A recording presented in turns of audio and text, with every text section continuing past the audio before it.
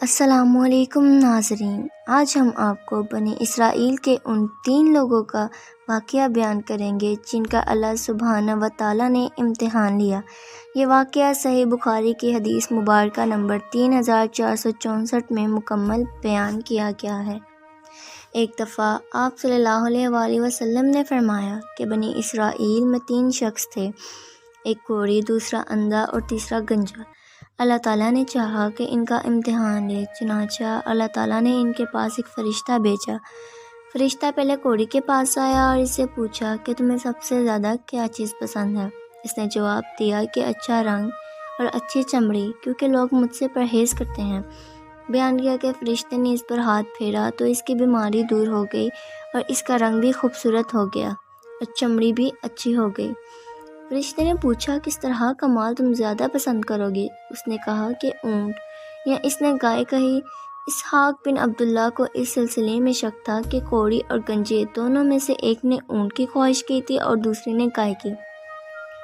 چنانچہ اسے حاملہ اونٹنی دی گئی اور کہا گیا کہ اللہ تعالیٰ تمہیں اس میں برکت دے گا۔ پھر فرشتہ گنجے کے پاس آیا اور اس سے پوچھا کہ تمہیں کیا چیز پسند ہے؟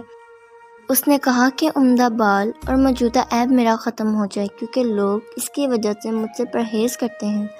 بیان کیا کہ فرشتے نے اس کے سر پر ہاتھ پھیرا اور اس کا عیب جاتا رہا اور اس کے بجائے عمدہ بال آ گئے۔ فرشتے نے پوچھا کس طرح کا مال پسند کرو گے؟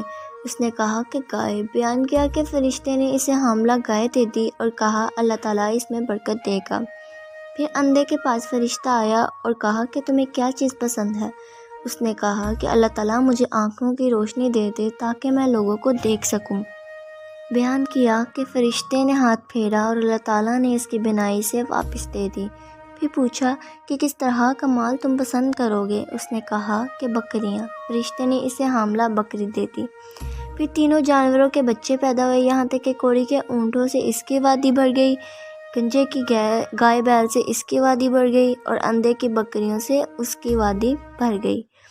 پھر دوبارہ فرشتہ اپنے اسی پہلی شکل میں کوڑی کے پاس آیا اور کہا کہ میں ایک نہایت مسکین و فقیر آدمی ہوں، سفر کا تمام سامان و اسباب ختم ہو چکا ہے اور اللہ تعالیٰ کے سوا کسی اور سے حاجت پوری ہونے کی امید نہیں، لیکن میں تم سے اسی ذات کا واسطہ دے کر جس نے تمہیں اچھا رنگ اور اچھا چمڑا اور مال عطا کیا، ایک اونٹ کا سوال کرتا ہوں جس سے تم سفر کو پورا کر سکو۔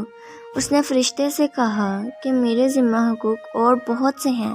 فرشتے نے کہا غالباً میں تمہیں پہچانتا ہوں، کیا تم کوڑ کی بیماری میں نہیں تھے جس کی وجہ سے لوگ تم سے گھن کھاتے تھے؟ تم ایک فقیر اور کلاش تھے، پھر تمہیں اللہ تعالیٰ نے یہ چیزیں عطا کی۔ اس نے کہا یہ ساری دولت تو میرے باپ دادا سے چلی آ رہی ہے۔ فرشتے نے کہا کہ اگر تم جھوٹے ہو تو اللہ تعالیٰ تمہیں اپنی پہلی حالت پر لوٹا دے۔ پھر فرشتہ گنجے کے پاس آیا، اپنی اسی پہلی صورت میں آیا اور اس سے بھی وہی درخواست کی اور اس نے بھی وہی کوڑی والا جواب دیا۔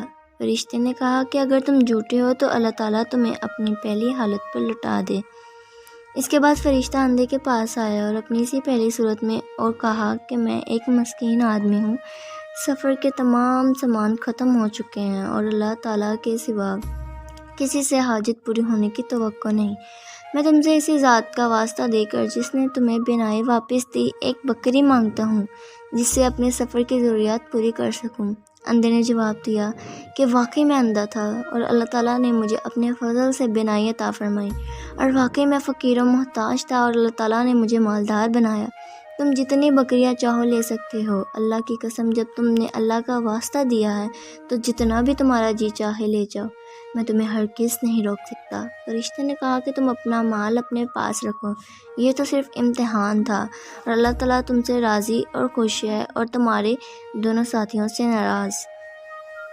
اگر آپ کو ہماری آج کی ویڈیو پسند آئے تو اسے شیئر کریں، لائک کریں اور چینل کو سبسکرائب کرنا نہ بھولیں۔